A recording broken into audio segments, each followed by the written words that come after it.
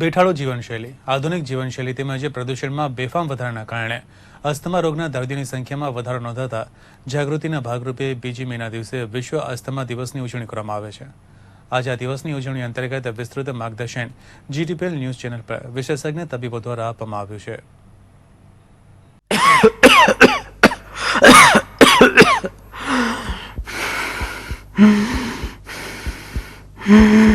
આધુનિક જીવનશૈલીના પાલોમાં આશીર્વાદની સાથે અભિશાપ પણ છુપાયો છે। અનેક સુખ સગવડ અને સુવિધાઓની સાથે આધુનિક જીવનશૈલી એ માણસને સ્વાસ્થ્યની દ્રષ્ટિએ પાંગળો બનાવ્યો છે। તેમાં ખાસ કરીને હાલમાં શ્વાસ અને ફેફસા સંબંધિત સ્વાસ્થ્ય સમસ્યાઓમાં વધારો થયો છે। અસ્થમાના દર્દીઓની સંખ્યામાં નોંધપાત્ર વધારો દેખાતા વિશ્વ અસ્થમા દિવસની ઉજવણી કરીને જાગૃતિ માટેનો પ્રયાસ કર્યો છે।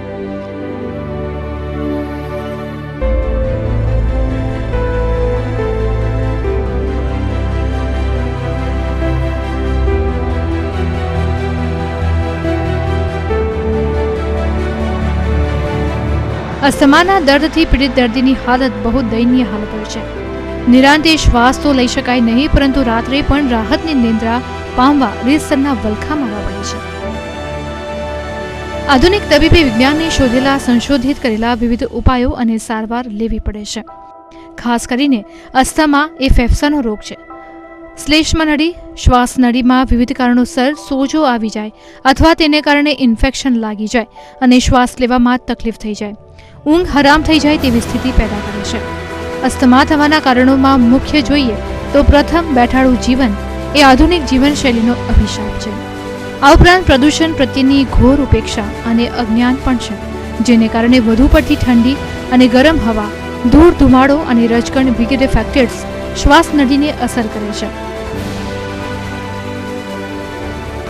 શ્વાસ નળીને સાંકડી કરી નાખે છે। તેને પગલે શરદી, હાંફ ચડવી, છીંકો આવવી જેવા લક્ષણો પ્રગટ થાય છે।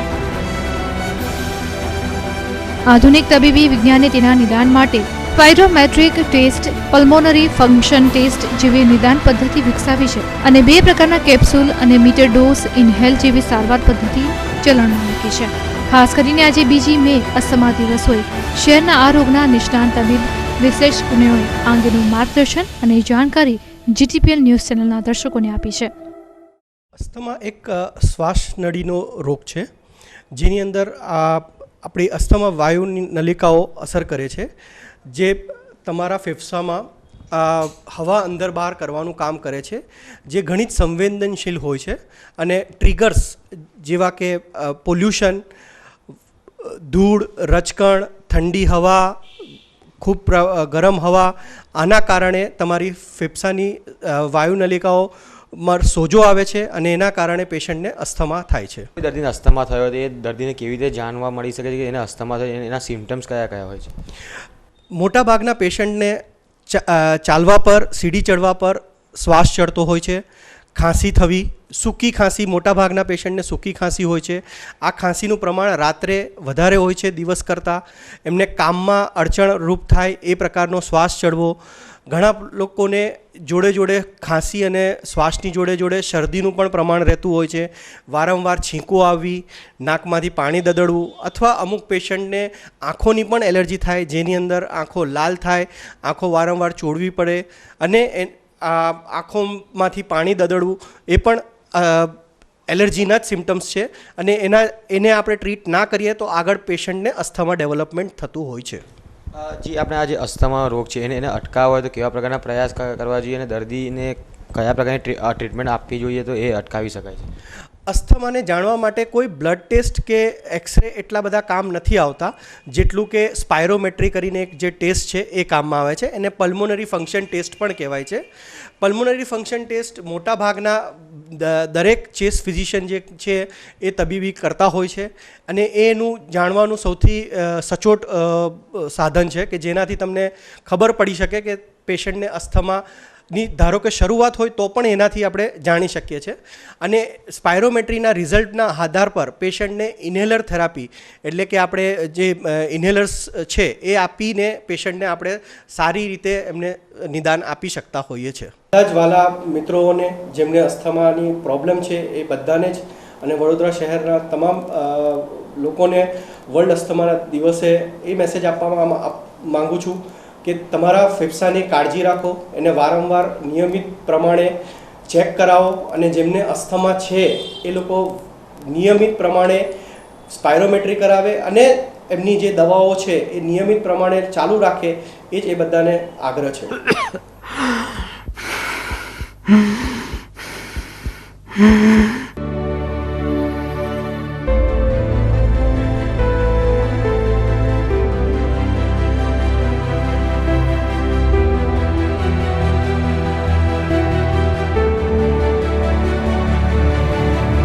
અસ્થમા એટલે શ્વાસ નળીમાં થતી એલર્જી.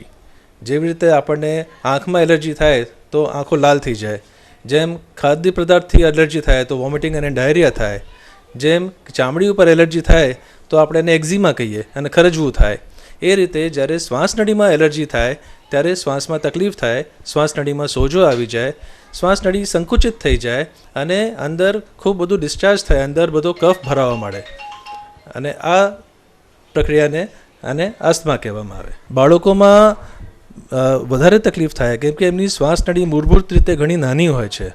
આજે સપોઝ એક મોટા માણસની શ્વાસ નળી આટલી છે અને એમાંથી થોડીક સંકુચિત થાય તો એને થોડીક તકલીફ પડે, પણ જે બાળકની શ્વાસ નળી પોતે જ 4 મિલીમીટર કે 5 મિલીમીટરની હોય અને એમાં સંકુચિત થાય અને એની અંદર કફ જાડો ભેગો થાય તો એને શ્વાસ લેવામાં ઘણી વધારે તકલીફ પડે. એટલે સિમ્ટમ્સ કેન બી મોર. અને અમે ઘણા બધા બાળકોમાં આજે વધતું જ જાય છે એનું પ્રમાણ. છેલ્લા હું 25 વર્ષથી પ્રેક્ટિસ કરું છું અને હું એમ જોઈ રહ્યો છું કે એનું પ્રમાણ ઘણું જ વધી ગયું છે. આજની તારીખમાં દર 5 કે almost 20% of children would have some manifestation. કોઈક એના ચિહ્નો હોય છે અસ્થમાના at some time of life. It is a clinical diagnosis. એનો કોઈ ટેસ્ટ નથી હોતા કે આ ટેસ્ટ કરો ને તમે કહી દો કે આ અસ્થમા છે, અને આ ટેસ્ટ કરો ને આમ કહી દો કે આ અસ્થમા નથી.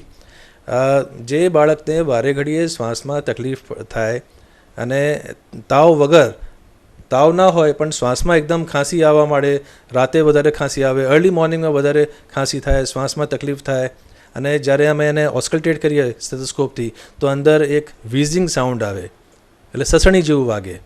આ બધા ચિહ્નો અસ્થમાના છે. એનું શ્વાસની ગતિ ઘણી વધી જાય, દરેક શ્વાસ માટે બાળકે ફાઇટ કરવું પડે, જોર લગાડવું પડે, ફાસ્ટ શ્વાસ લેવો પડે.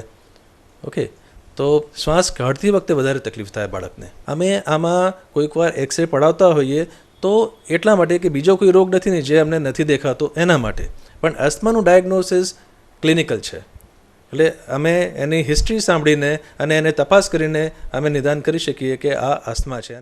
આ જે રોગ છે એ શ્વાસ નળીનો રોગ છે. એટલે આની જે ટ્રીટમેન્ટ છે એ પણ અમે એવી આપીએ કે જે ડાયરેક્ટલી શ્વાસ નળીમાં જઈને કામ કરે, લોકલ ટ્રીટમેન્ટ. જેમ આપણે આંખો આવી હોય તો આપણે આંખમાં ટીપા નાખીએ, કેપ્સ્યુલ ના ખાઈએ, એવી જ રીતે લકીલી હવે આપણી પાસે જે બાળકને અસ્થમા છે એને ટ્રીટમેન્ટ આપવા માટે એવી મેથડ્સ છે આપણી પાસે કે એ દવા સીધી શ્વાસ નળીમાં જાય. આના બહુ બધા એડવાન્ટેજીસ છે. ફર્સ્ટ ઓફ ઓલ કે તમે મોંથી દવા આપો એના કરતાં જે શ્વાસ નળીમાં આપણે ઇન્હેલર્સ દ્વારા દવા આપીએ એનો ડોઝ 50 ગણો ઓછો છે.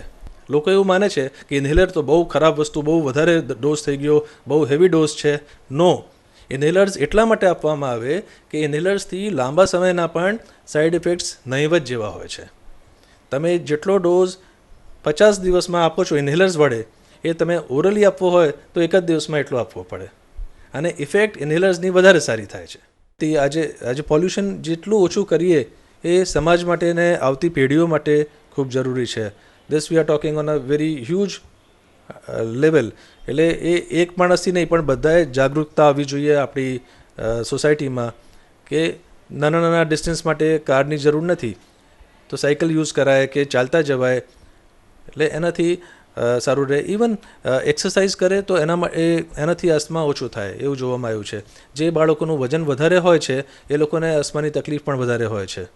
એટલે આપણા જીવનમાં ચાલવાનું થોડુંક વધે કે શારીરિક શ્રમ વધે એ બધી જ રીતે સારું છે, એન્વાયરમેન્ટ માટે પણ અને આપણા પોતાના સ્વાસ્થ્ય માટે પણ.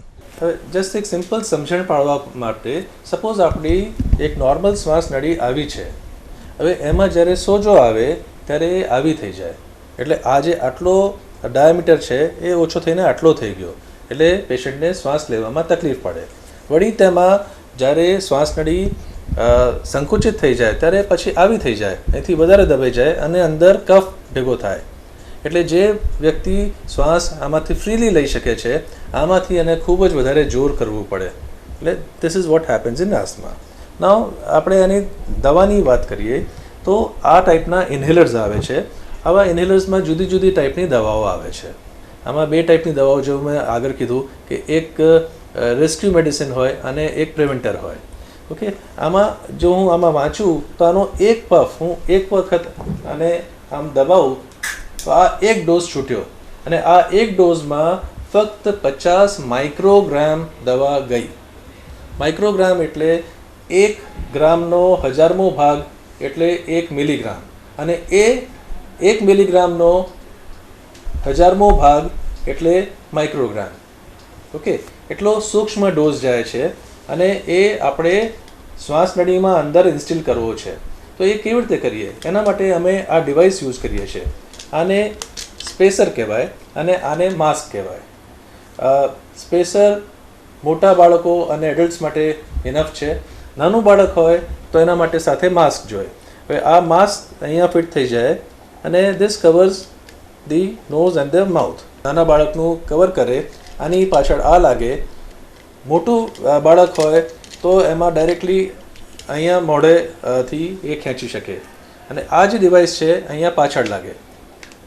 એટલે આ જ દવા આપણે જ્યારે છોડીએ ત્યારે આ દવા અહીંયા વચ્ચે આવી જાય સ્પેસરમાં. અહીંયા વાલ્વ છે. જ્યારે બાળક અંદર શ્વાસ લે ત્યારે એ દવા એના શ્વાસ નળીમાં જાય. જ્યારે એ શ્વાસ બહાર કાઢે ત્યારે આ વાલ્વ એ રસ્તો બંધ કરી દે અને શ્વાસ સાઈડમાંથી બહાર નીકળી જાય. આ રીતે આ દવા શ્વાસ નળીમાં અંદર જાય. નાવ આ જ રીતનું એક બીજું નાનું ડિવાઇસ છે. હજી થોડાક મોટા બાળકો હોય, 5-6 વર્ષથી મોટા બાળકો હોય, એમના માટે અમે યુઝ કરીએ છીએ. એમાં એક કેપ્સ્યુલ્સ આવે છે અને આને રોટા હેલર કહેવાય. આની અંદર અહીંયા કેપ્સ્યુલ નાખીને અને જ્યારે આપણે આમ ટર્ન કરીએ છીએ ત્યારે એ કેપ્સ્યુલ અહીંયા ખુલી જાય છે અને અહીંયા પાવડર અહીંયા આવી જાય છે. પછી મોંમાં આમ લઈને બાળક એક ઊંડો શ્વાસ લે એટલે એ પાવડર શ્વાસ નળીમાં જાય, અને આ બધી દવાઓ ખૂબ જ ઇફેક્ટિવ છે.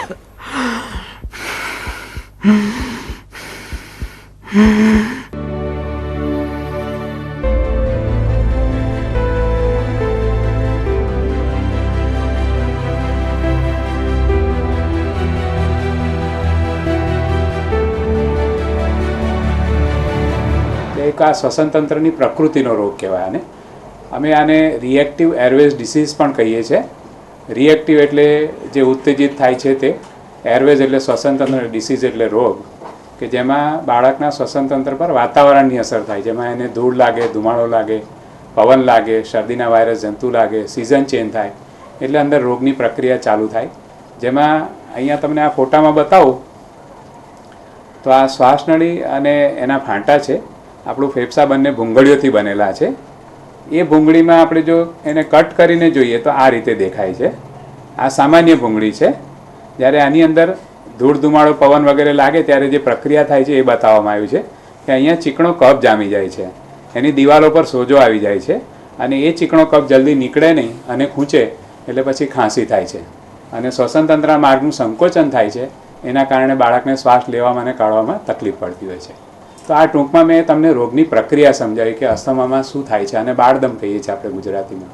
સામાન્ય રીતે આપણે ત્યાં દમ એટલે બધાને એવી જ માન્યતા છે કે હાંફ ચડે તેને જ દમ હોય, પણ બાળકોમાં જુદું છે. બાળદમ એ મોટાઓમાં થતા દમ કરતાં અલગ છે. એ બાળકોમાં મેઇનલી એનું જે મેનિફેસ્ટેશન છે, એના જે ચિહ્ન છે, એમાં ખાંસી બહુ મહત્ત્વનું ચિહ્ન છે. બાળકોને ખૂબ જ ખાંસી આવે છે અસ્થમામાં. એનું કારણ છે કે મેં કીધું એમ ચીકણો કફ જે જામેલો છે એ જલ્દી નીકળતો નથી ને ખૂંચે છે એટલે ખાંસી થાય છે.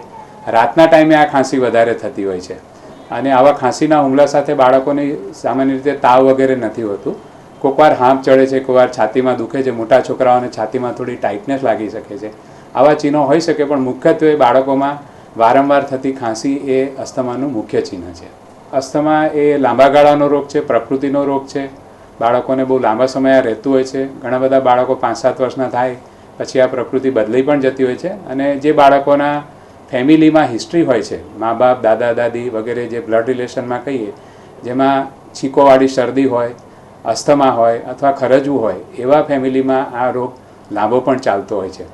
અને કોઈ પણ રોગ લાંબા ગાળાનો હોય જેને આપણે ક્રોનિક ડિસીઝ કહીએ એમાં લાંબા ગાળાની ટ્રીટમેન્ટ કરવી પડે. પણ મુખ્યત્વે અસ્થમાની ટ્રીટમેન્ટમાં 2 વસ્તુ બહુ મહત્ત્વની છે. એક છે એન્વાયરમેન્ટલ કંટ્રોલ, એટલે જે વાતાવરણમાંથી જે વસ્તુઓથી બાળકોને જે આ અસ્થમા થતો હોય છે એ વાતાવરણથી બાળકને દૂર રાખવા પ્રયત્ન કરવો જોઈએ. એટલે રોજિંદા જીવનમાં અમુક કાળજી રાખી શકાય જેને આપણે 2 વિભાગમાં વહેંચી શકીએ. ઘરમાં શું કાળજી રાખવાની અને ઘરની બહાર ઇન્ડોર અને આઉટડોર શું કાળજી રખાય. તો કે ઘરમાં કચરો વાળતા હોય તો બાળકને દૂર રાખો, રસોડામાં વઘાર થતો હોય તો દૂર રાખો, અગરબત્તી ધૂપ ન કરો, પરફ્યુમ ન વાપરો. ઘરમાં તમે ઝાપટ ઝૂપટ કરો એને બદલે વેક્યુમ ક્લિનિંગથી સાફ કરો એ વધારે સારું. વેટ મોપિંગ એટલે પોતું કરો એ વધારે સારું. ઘરમાં કોકરોચ વંદા ના થાય એનું ધ્યાન રાખો. તો આ બધી વસ્તુઓ ઘરમાં ધ્યાન રાખવાથી બાળકને આને પ્રિવેન્ટ કરી શકાય છે. બહારની વાત કરીએ, આઉટડોર એલર્જન્સની વાત કરીએ તો બાળકને બહુ લઈને મુસાફરી ન કરો. મુસાફરી કરો સામો પવન ના લાગે એની કાળજી રાખો. જ્યાં બહુ લોકો ભેગા થતા હોય ત્યાં જવાનું અવોઇડ કરો. જ્યાં ટ્રાફિક પોલ્યુશન વધારે હોય, પ્રદૂષણ વધારે હોય ત્યાં જવાનું અવોઇડ કરો. બહુ લોકો ભેગા થતા હોય ત્યાં બાળકોને જલ્દીથી ઇન્ફેક્શન અને એલર્જીના ચાન્સીસ વધી જતા હોય છે, તો એ કાળજી રાખવાની છે. શહેરીજનોને મારો મુખ્ય એક સંદેશો એ છે કે મા બાપ તરીકે તમે એ સ્વીકારો કે બાળકોમાં બાળદમ એ બહુ સામાન્ય રોગ છે. એનો એ નિદાન સ્વીકારી અને ડૉક્ટર કહે એ પ્રમાણે એને એરોસોલ ટ્રીટમેન્ટ જરૂર આપો. આ મારો મુખ્ય સંદેશ છે.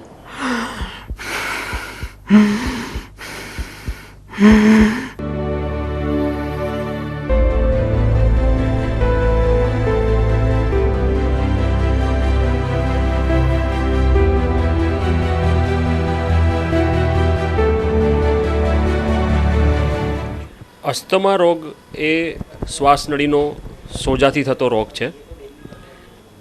એમાં શ્વાસ લેવામાં તકલીફ પડે છે દર્દીને, ખાંસી આવે છે, છાતીમાં ભાર જણાય છે, છાતીમાં સસણી જેવો અવાજ આવે છે.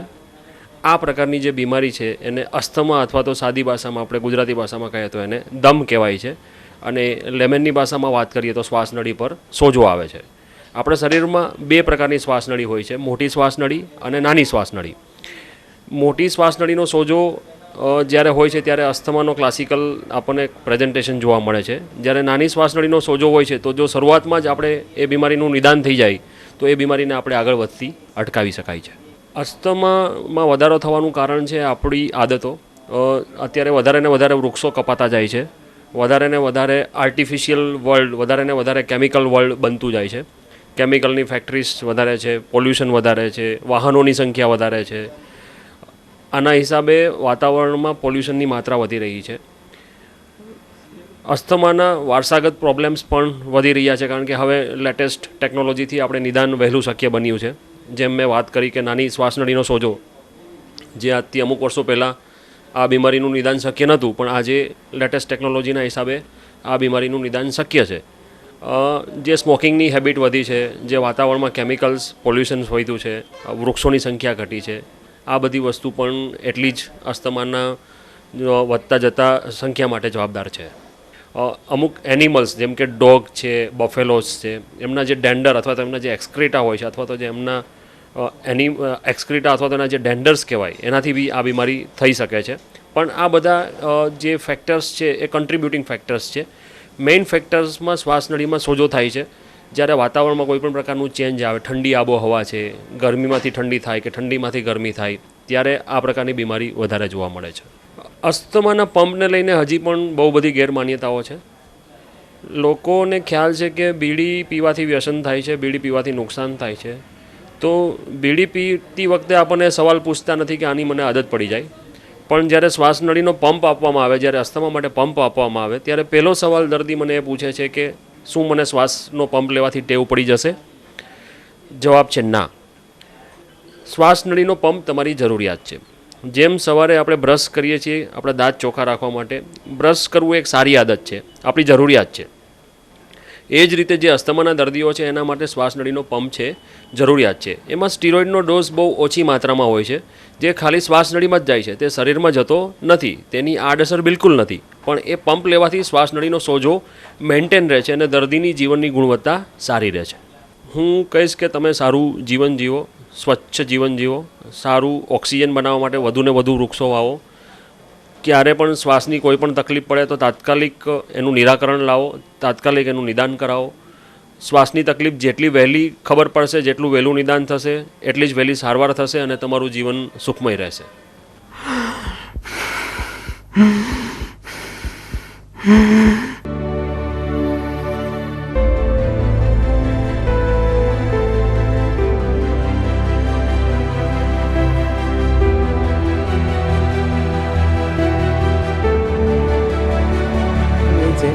કે દર્દીઓને અસ્થમા એટલે કે જેને આપણે ગુજરાતીમાં દમનો રોગ કહીએ છીએ, એ દમના રોગ માટે અવેરનેસ આવે એટલે કે એમાં જાગૃતિ આવે, એના માટે આ વર્લ્ડ અસ્થમા ડે ઉજવવામાં આવે છે. એકચ્યુઅલી આજકાલ આપણે તમે જોયું હશે કે ઓલ ઓવર ધ વર્લ્ડ, આખા વિશ્વમાં અસ્થમાની બીમારી દિવસે ને દિવસે વધતી જાય છે. અને અત્યારે એવું કહેવાય છે કે આખા વિશ્વમાં લગભગ 100થી 150 મિલિયન લોકો અસ્થમા એટલે કે દમની બીમારીથી પીડાય છે. અને એમાં આપણા ભારતમાં ફક્ત ભારતમાં જ 15થી 20 મિલિયન લોકો આ દમની બીમારીથી પીડાય છે. અને એના મુખ્ય કારણોમાં કોઈ પણ વસ્તુની એલર્જી, ધૂળ, સ્મોકિંગ એટલે કે ધૂમ્રપાન, વાતાવરણમાં કોઈ પણ જાતનું અશુદ્ધતા હોય, અને પોલ્યુશન અને પોલન્સ એટલે કે જે પરાગરજ વગેરે આપણે કહીએ. અને ખાસ કરીને આપણે જોયું હશે કે અત્યારે જે રીતે આપણા બધા વિશ્વમાં અને આપણા ભારતમાં ખાસ કરીને વાહનોને જે વધતા જાય છે, એનું જે પ્રદૂષણ હોય છે તે પણ આપણા જે શહેરોના વાતાવરણમાં ઘણો પ્રદૂષણનો વધારો કરે છે.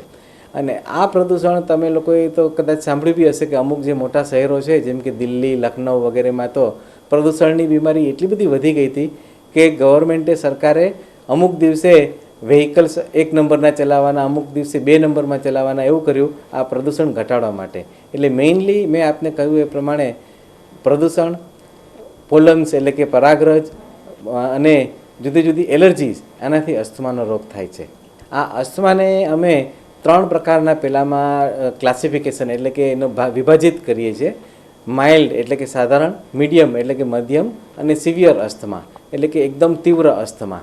જે સામાન્ય અસ્થમા એટલે કે દમ છે તેમાં મેં આપને કહ્યું એ પ્રમાણે દર્દી થોડું ઝડપથી ચાલે અથવા તો દાદર ચડે તો એમને શ્વાસ ચડે, ખાંસી આવવા માંડે, શ્વાસ લેવામાં તકલીફ થાય વગેરે સિમ્ટમ્સ થાય છે. જે મધ્યમ અસ્થમા હોય તેમાં દર્દીને થોડુંક પણ ચાલે તો એકદમ શ્વાસ ચડવા માંડે કે વધારે પડતું દાદર ના ચડી શકે અને ખાંસી પણ આવવા માંડે છે. જ્યારે તીવ્ર અસ્થમામાં તો દર્દીને બેઠા બેઠા પણ શ્વાસ ચડવા માંડે અને જેને આપણે ગુજરાતીમાં સસણી કહીએ, ઇંગ્લિશમાં અમે એને વિઝિંગ કહીએ,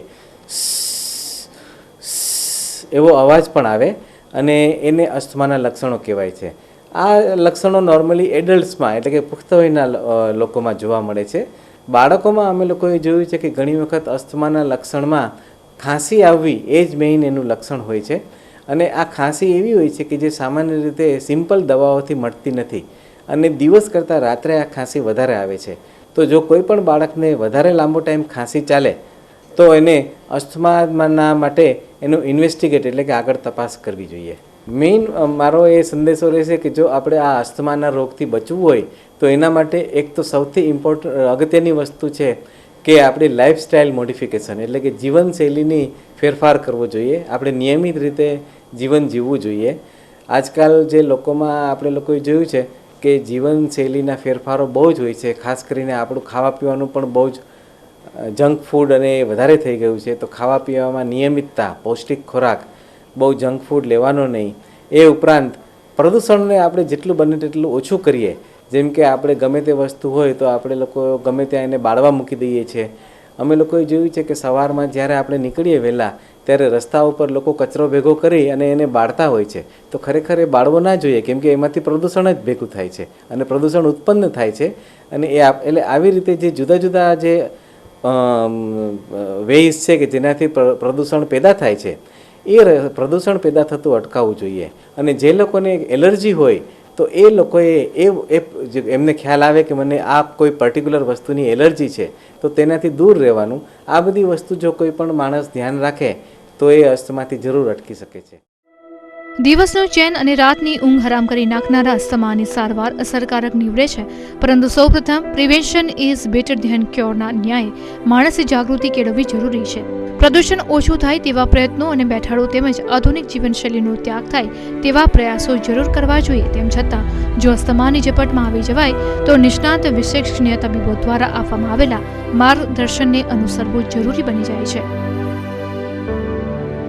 કેમેરામેન જિગ્નેશ કડુસ્કર અને મંગેશ ધાડનકર સાથે જયશીલ ઉપાધ્યાય, વડોદરા.